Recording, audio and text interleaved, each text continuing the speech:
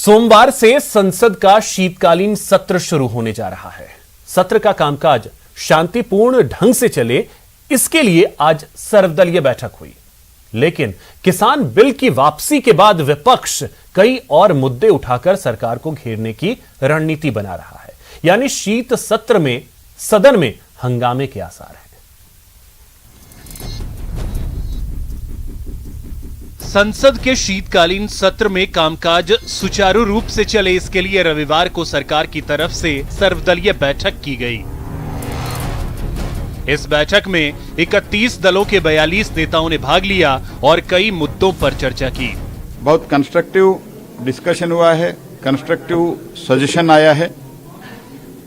सरकार वो सजेशन सब नजर में रखते हुए सरकार के तरफ से माननीय राजनाथ सिंह जी ने कहा कि ये जो कुछ भी सजेशन आया है पूरा हम ध्यान में रखेंगे। बैठक में किसान आंदोलन का मुद्दा प्रमुखता से उठाया गया, जिसमें विपक्ष ने आंदोलन में मारे गए किसानों के परिजनों के लिए मुआवजे की मांग की। बैठक में कोरोना से मारे गए लोगों के परिवार वालों के लिए भी मुआवजे की मांग की गई। जो लोग मृतक हो गए हैं, मर गए हैं, इसमें कम से कम उनको 4 लाख रुपए कॉम्पेंसेशन देना चाहिए और 700 लोग किसान जो बॉर्डर पे उनका देहांत हुआ है या वो मर चुके हैं, उनको भी कॉम्पेंसेशन मिलना चाहिए। ये हम सभी लोगों ने डिमांड किया है। चर्चा के दौरान विपक्ष ने यहां किसानों के लिए एमएसपी कानून की मांग की।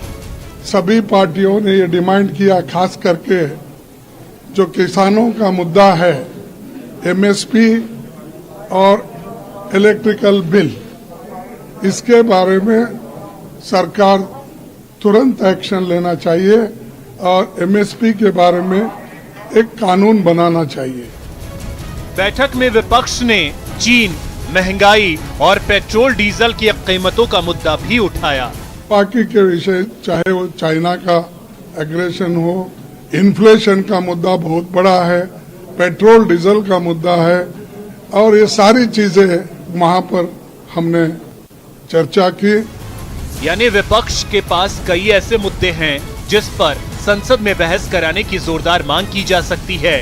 हालांकि बैठक में सरकार की तरफ से कहा गया कि नियम के मुताबिक वो हर विषय पर चर्चा को तैयार है।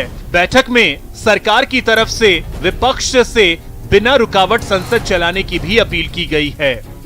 बिना डिसरप्शन सदन चले, सदन का कार्यवाही चले, यही हमने रिक्वेस्ट अपोजिशन से किया है। सभी अपोजिशन हमको आश्वस्त भी किया है कि हम पूरा कोऑपरेट करेंगे और इस बार और ज्यादा प्रोडक्टिव सदन होगा, सेशन होगा, ऐसे सरकार का उम्मीद है।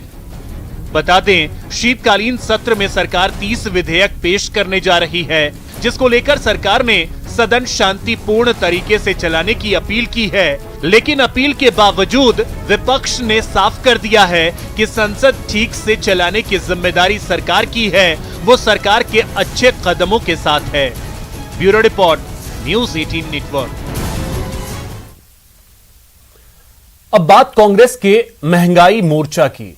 पेट्रोल डीजल समेत जरूरी सामानों की बढ़ती कीमत के खिलाफ कांग्रेस 12 दिसंबर को दिल्ली में बड़ी रैली करेगी, जिसे लेकर सीएम गहलोत और पीसीसी चीफ डोटासरा ने योजना जनता के सामने रखी। सीएम ने महंगाई और बेरोजगारी हटाने के दावे के साथ सत्ता में आई केंद्र सरकार पर जमकर वार किए। देखिए कांग्रेस का महंगाई पर मोर्चा।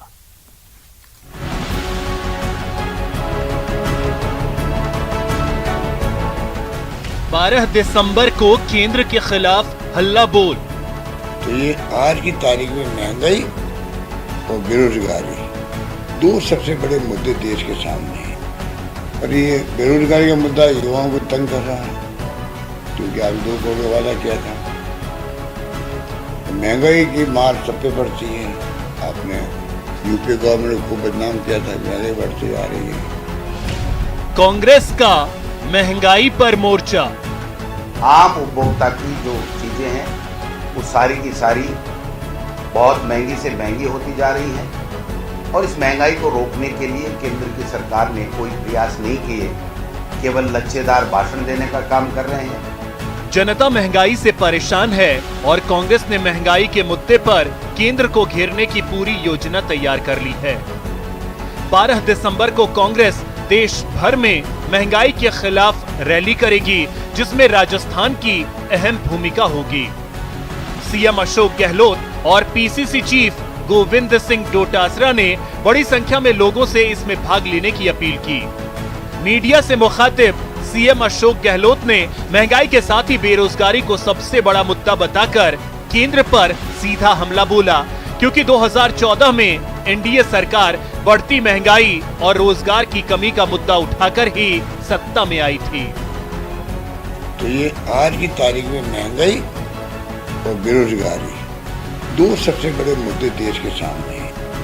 और ये बेरोजगारी का मुद्दा युवाओं को तंग कर रहा है, क्योंकि आज 2 करोड़ का वादा किया था। महंगाई की मार सब पे बढ़ती है।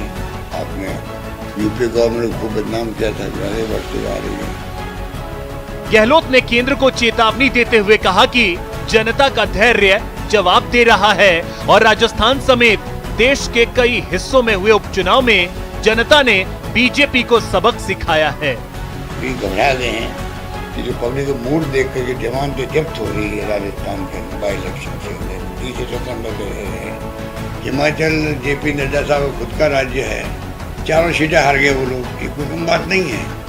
2 राज्यों का संदेश ही बहुत बड़ा, वैसे तो और राज्यों में भी स्थिति है, पर हिमाचल और राजस्थान के संदेश इतना घर कर गया उनके जहन के अंदर, उसके कारण से वो घबराए हुए लोग। सीएम गहलोत ने राज्यों को जीएसटी में उनका वाजिब हिस्सा न देने को लेकर भी केंद्र को घेरा और कहा कि राज्य मजबूत होंगे तभी देश मजबूत होगा, इसलिए हमें हमारा हक मिले। अगर 20,000 करोड़ कोरोना काल के अंदर हमारे कम हो रेवेन्यू पे, फिर जो जीएसटी के पैसे मिलते हैं करीब 5,900 करोड़ के लगभग, वो उन्हें रोक रखे हैं, पुनर्भरण नहीं कर रहे हैं।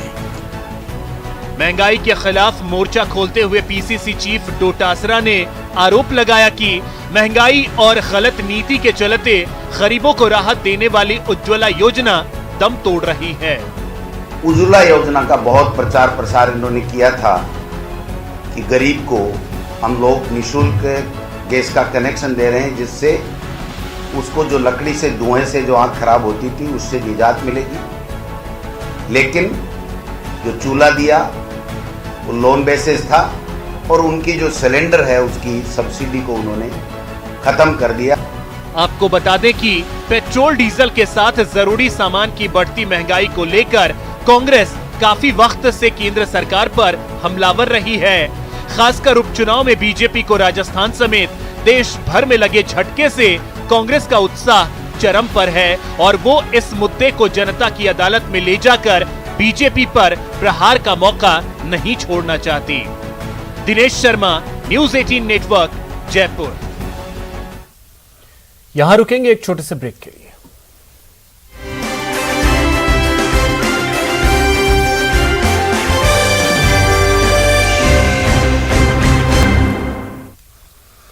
ब्रेक के बाद आपका स्वागत है। पीएम मोदी ने मन की बात कार्यक्रम के जरिए आज देशवासियों को संबोधित किया। आज के इस कार्यक्रम में पीएम मोदी ने आयुष्मान भारत योजना के 2 लाभार्थियों से बात की, साथ ही एक युवा एंटरप्रेन्योर से भी बात की, जिन्होंने गाड़ियों के प्रदूषण को कम करने का समाधान खोजा है।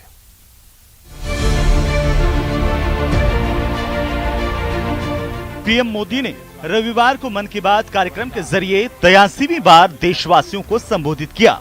अपने संबोधन में प्रधानमंत्री मोदी ने बताया कि आज सरकारी योजनाएं लोगों का जीवन बदलने वाली साबित हो रही हैं।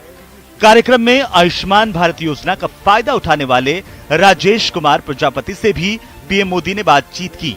राजेश कुमार प्रजापति को हार्ट की बीमारी थी और इन्होंने आयुष्मान कार्ड के जरिए मुफ्त में अपना इलाज करवाया है। बातचीत के दौरान राजेश कुमार प्रजापति ने योजना के लिए पीएम मोदी को धन्यवाद किया और उनके हमेशा सत्ता में रहने की कामना की, जिस पर पीएम मोदी ने कहा वो सत्ता में नहीं, हमेशा सेवा में रहना चाहते हैं। तो राजेश जी, आपको अभी संतोष है, तबीयत ठीक है? जी सर, आपका बहुत बहुत धन्यवाद सर। और आपकी उम्र भी इतनी लंबी हो गई, हमेशा सत्ता में ही रहे। हमारे परिवार के लोग भी आपसे इतना खुश हैं, हम क्या कहें आपसे। राजेश जी, आप मुझे सत्ता में रहने की शुभकामना मत दीजिए। मैं आज भी सत्ता में नहीं हूँ और भविष्य में भी सत्ता में जाना नहीं चाहता हूँ। मैं सिर्फ सेवा में रहना चाहता हूँ। मेरे लिए ये पद, ये प्रधानमंत्री, सारी चीजें ये सत्ता के लिए है ही नहीं भाई, सेवा के लिए है। मन की बात कार्यक्रम में पीएम मोदी ने मथुरा की रहने वाली सुखदेवी से भी बात की। सुखदेवी ने आयुष्मान कार्ड के जरिए अपने घुटनों का ऑपरेशन करवाया है। इस योजना के लिए सुखदेवी ने पीएम मोदी का धन्यवाद किया। तो अभी आपका घुटना पहले से अच्छा हुआ है? मैं खूब घूमती हूँ, फिरती हूँ, किचन का काम करती हूँ, घर का काम करती हूँ, बच्चों को खाना बना के देती हूँ। तो मतलब आयुष्मान भारत का कार्ड आपको सचमुच में आयुष्मान बना दिया। बहुत बहुत धन्यवाद। आप इस योजना की वजह से ठीक हो गई, अपने पैरों पर खड़ी हो गई। मन की बात कार्यक्रम में पीएम मोदी ने गाड़ियों के प्रदूषण का समाधान खोजकर स्टार्टअप शुरू करने वाले युवा मयूर पाटिल से भी बातचीत की। मयूर पाटिल ने गाड़ियों के प्रदूषण को कम करने के लिए एयर फिल्टर प्लांट लगाया है। फैक्ट्री लगाने के लिए मयूर को भारत सरकार से 90 लाख रुपए की मदद मिली है। कॉलेज लाइफ में खुद की जो समस्या थी, उस समस्या का समाधान भी आपने खोजा और अब उस समाधान में से जो रास्ता चुना, उसने पर्यावरण की समस्या को एड्रेस करने के लिए आपने बीड़ा उठाया। और ये हमारे देश के युवाओं का ये सामर्थ्य ही है कि कोई भी बड़ी चुनौती उठा लेते हैं और रास्ते खोज रहे हैं। मेरी तरफ से आपको बहुत शुभकामनाएं हैं। बहुत बहुत धन्यवाद। Thank you sir, thank you. अपने संबोधन में पीएम मोदी ने स्टार्टअप और यूनिकॉर्न कंपनियों का जिक्र किया और बताया कि आज देश में 70 से ज्यादा स्टार्टअप 1 बिलियन से ज्यादा की वैल्यू के हो गए हैं, यानी कि वो यूनिकॉर्न के हो चुके हैं। पीएम ने कहा कि आज के युवा जॉब देने वाले बन रहे हैं। इससे दुनिया के मंच पर भारत की स्थिति और मजबूत होगी। Bureau report, news 18 network. Jio ने अपने सभी प्लान्स के रेट रिवाइज किए हैं। कंपनी के नए प्लान 1 दिसंबर 2021 से लागू हो जाएंगे। कंपनी का सबसे ज्यादा पॉपुलर 555 रुपए वाला प्लान अब 666 रुपए का हो गया है, तो 599 रुपए वाला प्लान अब 719 रुपए का हो गया है। इसके बावजूद ये एयरटेल और वोडाफोन के नए प्लान की तुलना में बेहद कम है। रिलायंस जियो ग्राहकों को सस्ती और अच्छी सुविधा देने के लिए प्रतिबद्ध है।